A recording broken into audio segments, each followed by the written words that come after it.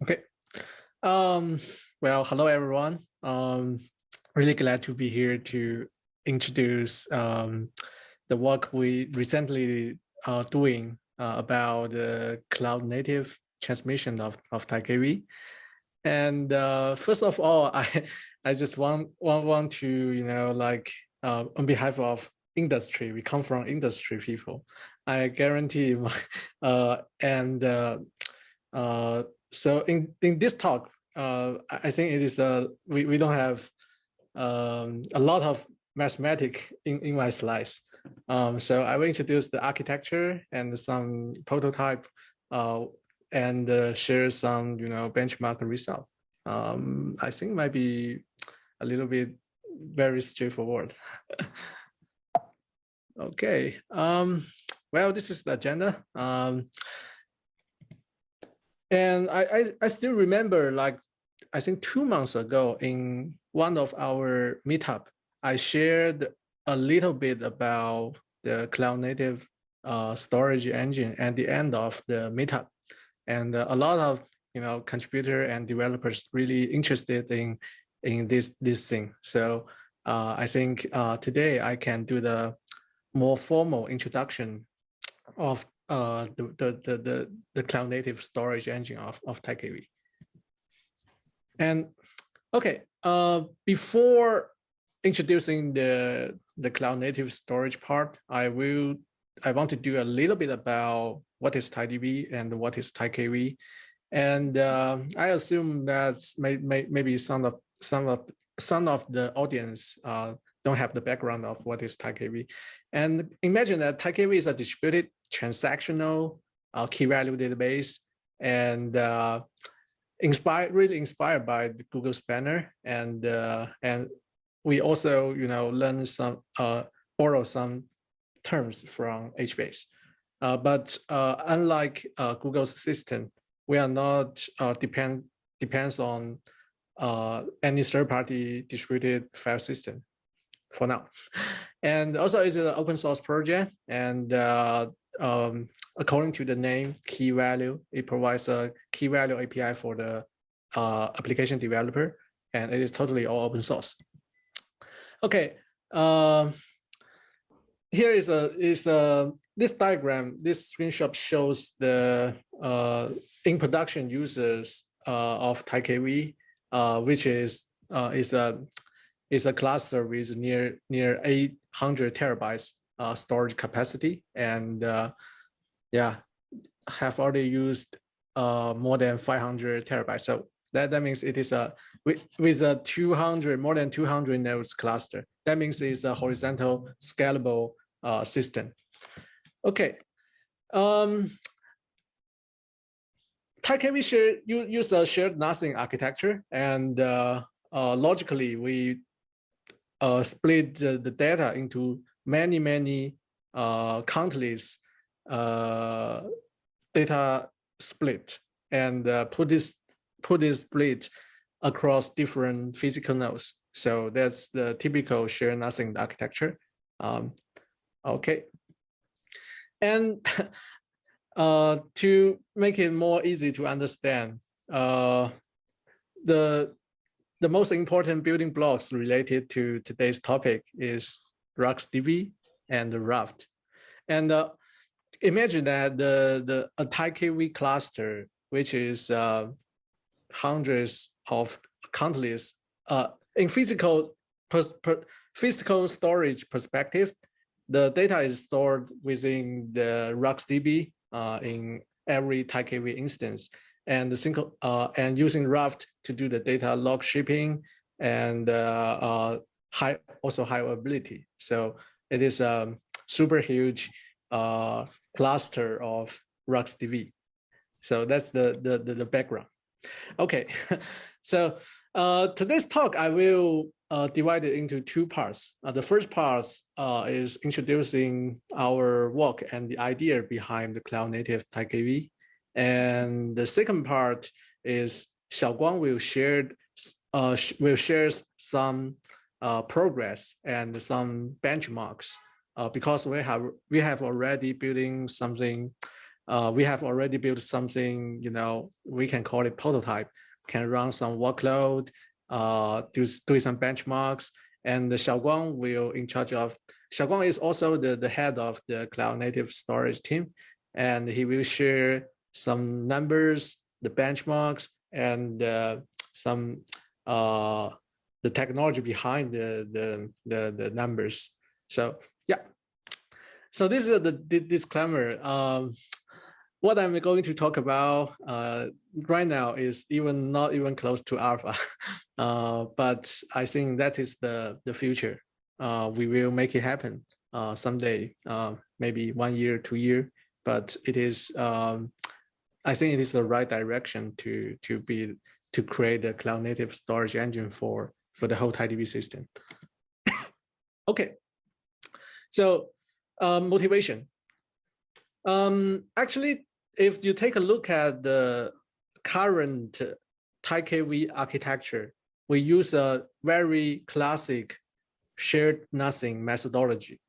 That means every physical nodes and every nodes in the cluster, within a cluster, are equal, right?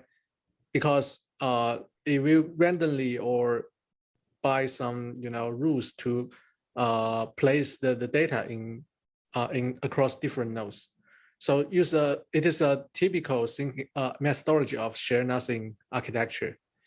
And what if just putting the existing architecture or existing TiKV directly on the cloud? Because the modern cloud provider will always provide some storage service like EBS or S3, something like that, shared storage, and the data, the storage internal provided by cloud vendor may have already do the data replication by default, but TiKV will do its own data replication while wrapped in the TiKV's layer. So that means some redundant data replication, and also that means the network cost is really high, right?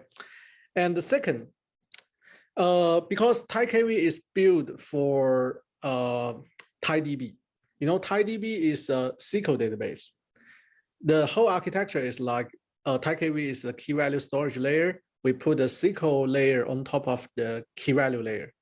So that will be really straightforward, that if the user's SQL statement, we will push down some SQL computing logic down to the storage node.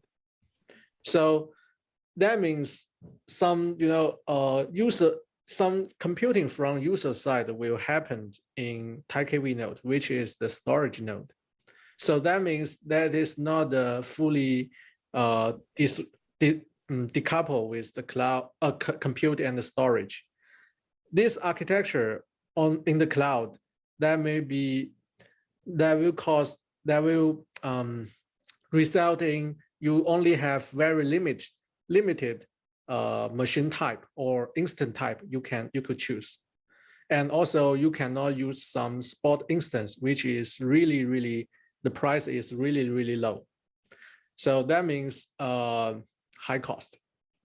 And second, scaling is not fast enough because your computing and storage are coupled together.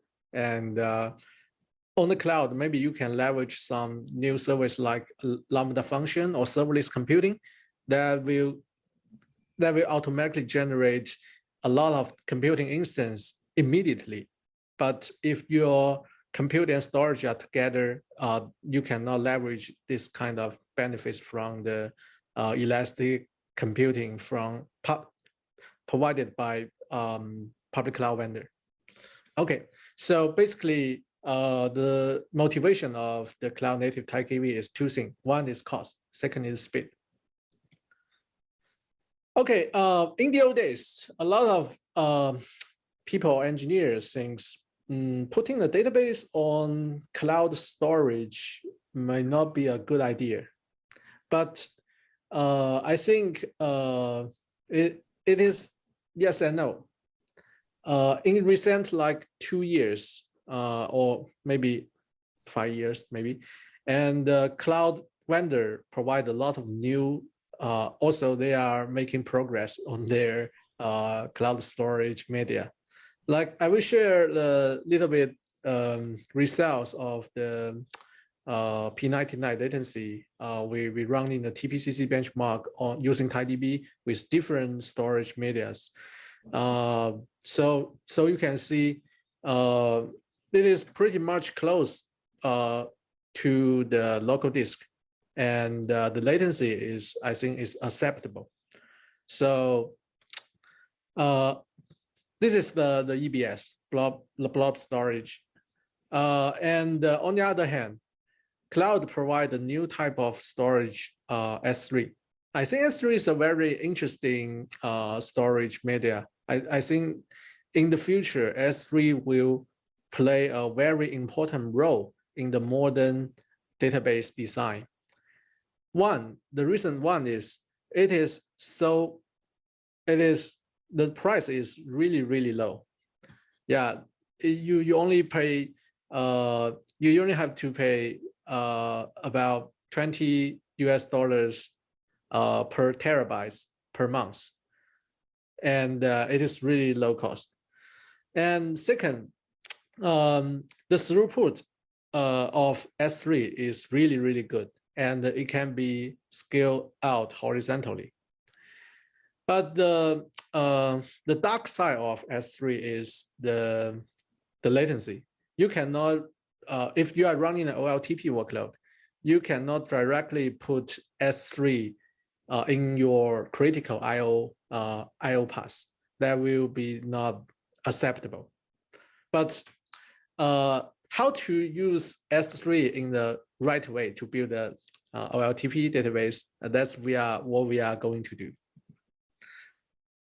Okay, just like I said, and we also have some different computing service on the cloud, like EC2. It is just VM, and also in the future, I want to more. I think a Lambda or the serverless computing will play an important role in the future, and because it is so elastic, pay as you go, and the speed is so fast. The launch speed is so fast. Okay. So this is kind of like the element we have on the cloud. So how can we leverage all of these interesting components and modify and make TiKV more cloud native? Okay, so one, there are some rules, some design goals, and I would say principles for this project. One is we definitely have to do the shared storage using the shared storage architecture, and I would say maintaining the replication by database itself is not a good idea on a cloud area, because just like I said, public cloud vendor have already dealing with the data replication on the storage service. So we can leverage this capability, and we don't need to do the redundant data replication. And second, the design has to fully disaggregate the compute and storage, so that we can leverage the serverless computing, and we will have more options for our VM instance to choose. That means more flexibility. And the third thing is that I think share nothing is very still important. If we only put no redundant replication and compute storage decouple, that makes me remind the AWS Aurora. But I think Aurora is still the standalone database. But so that's why Aurora is very cloud native.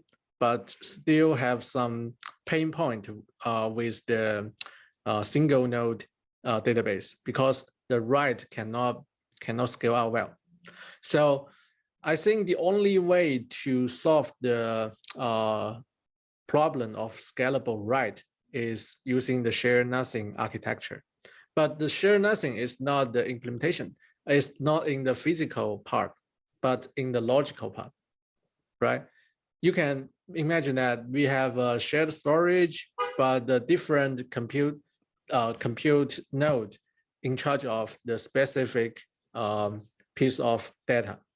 That's the idea of shared nothing methodology, but not the real physical binding.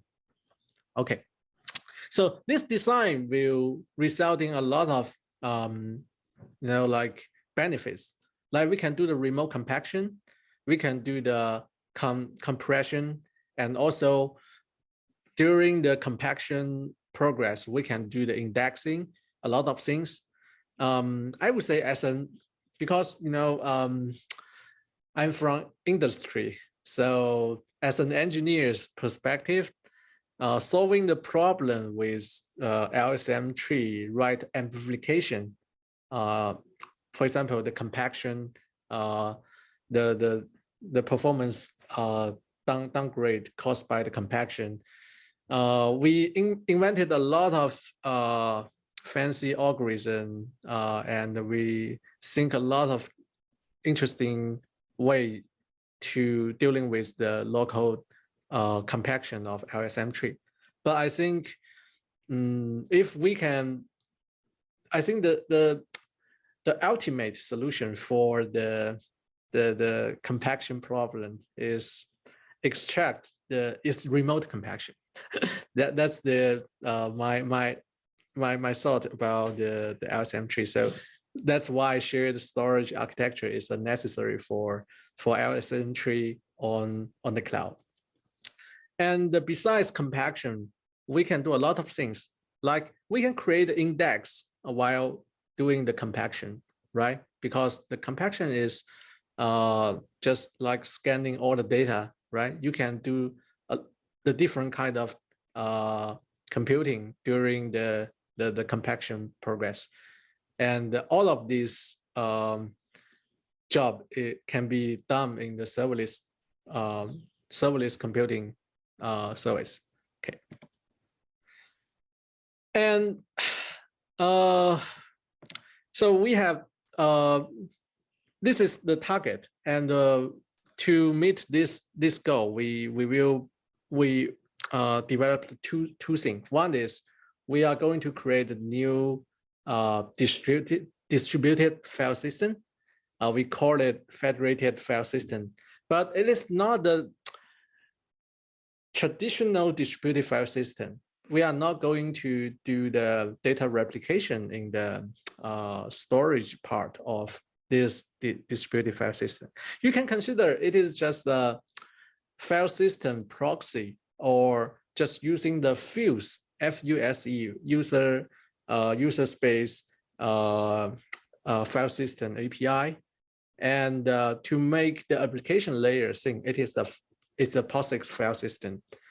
But under the hood, we will leverage different types of the storage service provided by the public cloud. And the data placement unit is directory. Different directory will store different type of the media. For example, you can have a directory named S3. That means all the data written in this directory, the application layer will definitely know what the application going to do, because the S3 service have a very high write latency and read latency, but with a very good throughput. And you can create another directory called local disk. That means all of this storage under this directory will be served by local disk. So that means you can have a really fast random and read and write performance, but you don't have the high availability and yeah, something like that. And because you can consider file system is a very great abstraction of your data, and really lower the bar for the application layer to create the storage engine on top of it. Okay, I think that this idea is not the new idea. I put a screenshot here. It is the it is an operating system called Plan 9. I think Plan 9 is I am a big fan of Plan 9. I am, if you're familiar with me, you maybe know I'm the big fan of this operating system. So this idea is they consider the file system is a automated abstraction for everything. So I think that that idea is really very attractive. So even and also very valuable in the valuable on the cloud area. And it is this file system non-go is we're just like I said, we are not doing the data replication because I think EBS and S3 have already done all of the tough jobs. And also the file system is not balancing the is not going to do the workload and the storage rebalancing, and we will leave this part to the application layer. So basically, you can consider it is user space file system composed by different kind of storage media provided by cloud. Okay. So this is the some kind of architecture of the deployment architecture of FFS. Okay. Imagine that if we have such file system, distributed file system, and then the TiKV, the database part, will not directly use the file system, but we will create a storage engine on top of this using this file system.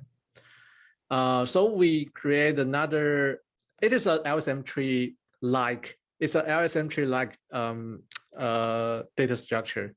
And the project name is the cloud storage engine, but under the hood, it is LSM tree implementation, but the storage part is the FFS.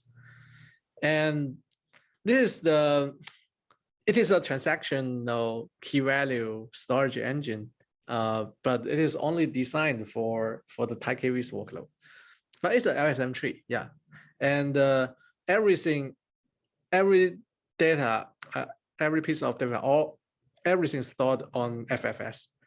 And for example, the log is stored within the directory of provided service by EBS. And the actual data, some of the actual data is stored in the S3, and some local cache or the higher level of the lower level of the LSM tree will start in local as the cache. So just like I said, we are not going to do the data replication here, and we will still use the Raft consensus algorithm to, replicate the Raft log. Okay. Yeah, it is not a replacement to RocksDB. Yeah, and it is designed for OLTP workload. It is not for just like Snowflake.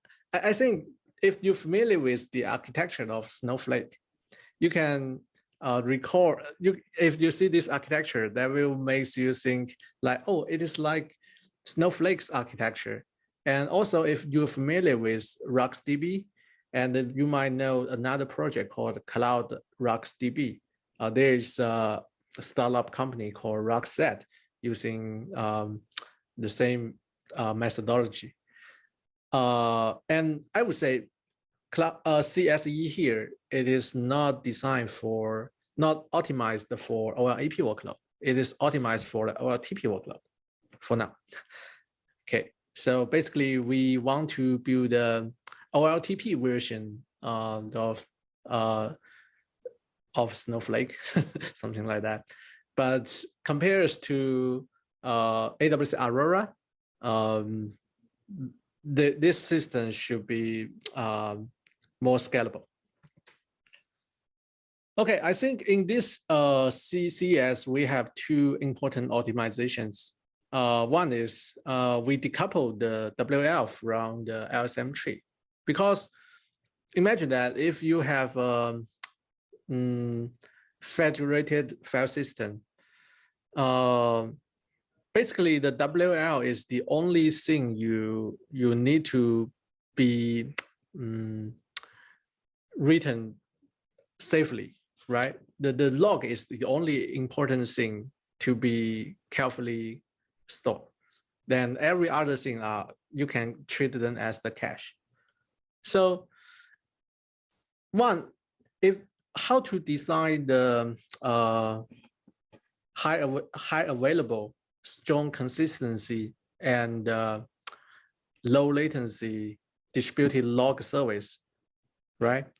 But so if the problem space only if the problem is only to design the log storage, that will be much easier to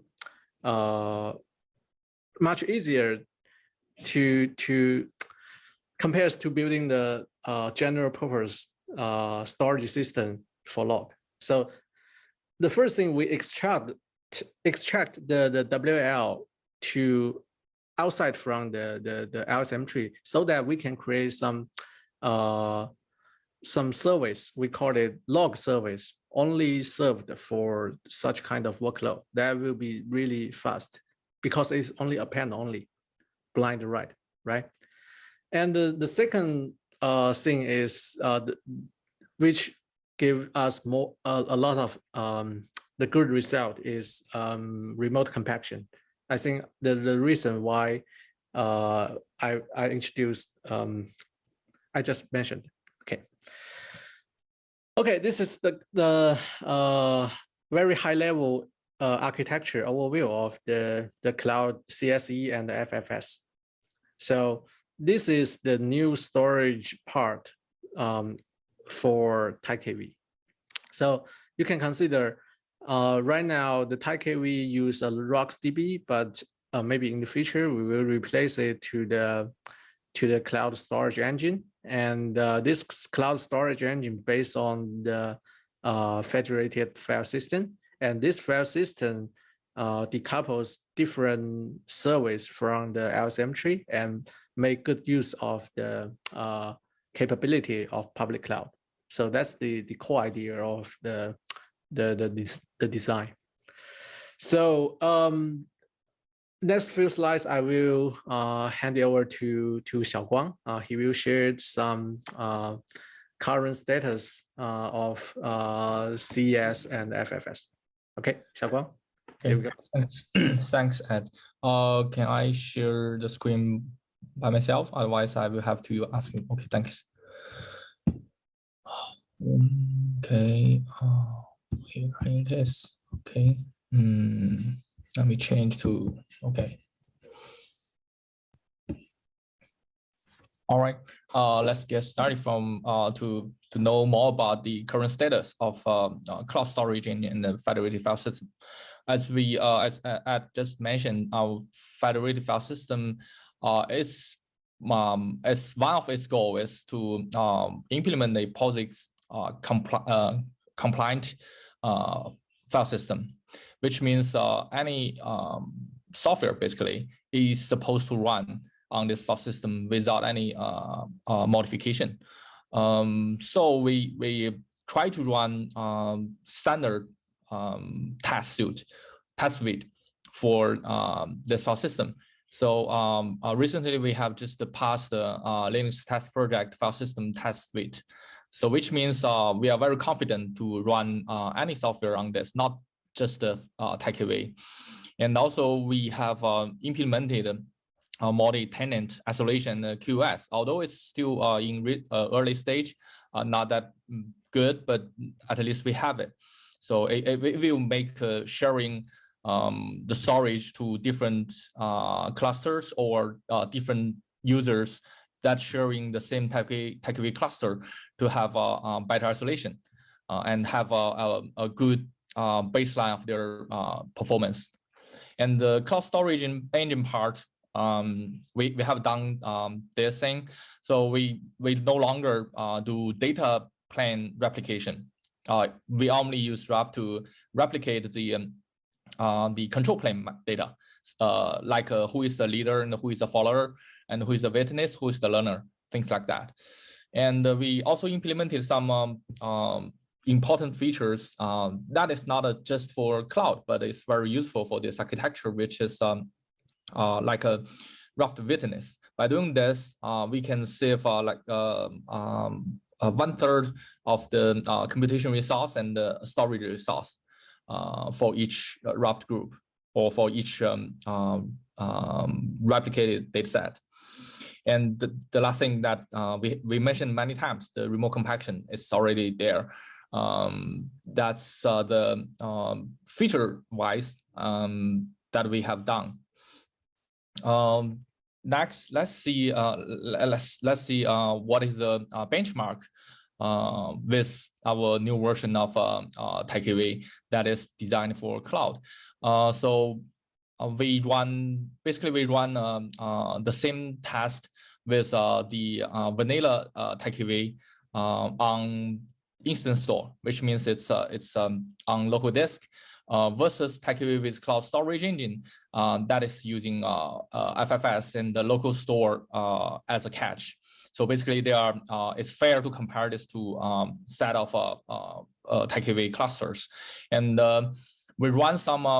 We run TPCC benchmark across this two kind of TiKV deployment, and the cloud storage engine have 92% better results it gives, and the sysbench part. We see some even more promising output. The prepare stage, the performance, the throughput increased 34%. It's tripled, basically, more than tripled. And the insert throughput, insert only throughput boosted almost 50%. And updated with index throughput boosted almost 74%. And in the following, in this part, you can see the detailed number of our test, and it has TPS and the minimum time it takes for each statement, and the average, the tail latency for P95 up to P999. So from this number, we can see some interesting properties of this system. So the new storage engine, it has a lot better tail latency than the normal RocksDB version.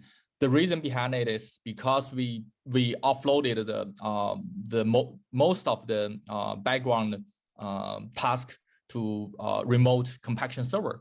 So this way there a lot less impact from this background task to the foreground online traffic.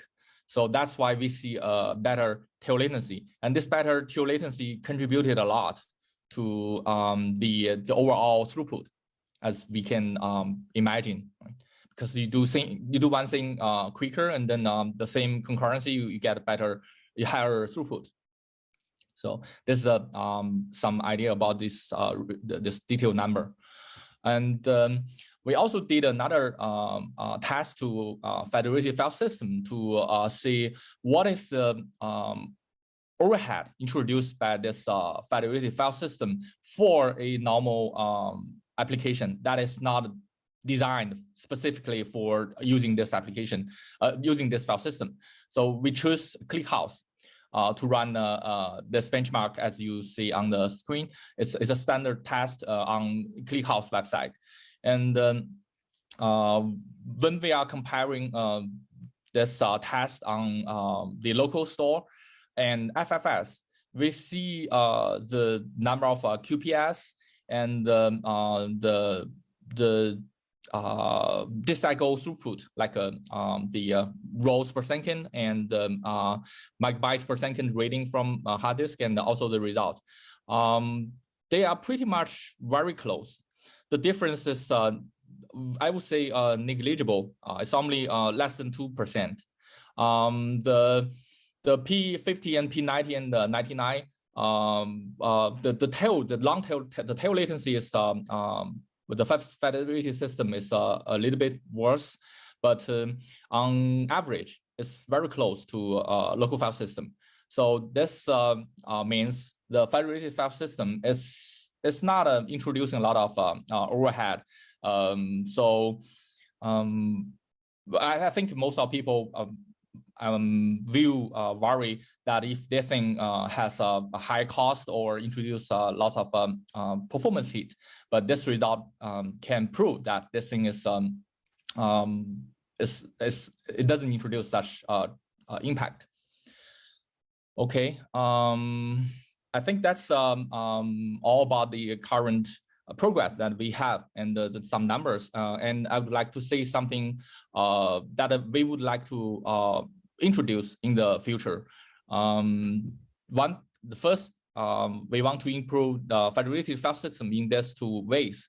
We can introduce user space client libraries instead of using a standard file system interface to integrate this thing to application to our cloud storage engine directly.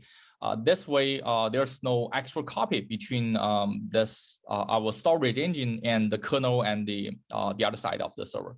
So the second feature we would like to introduce is we want to, since S3 can already support multiple access, concurrent access from multiple clients. So we don't really have to use a remote server to serve requests to S3.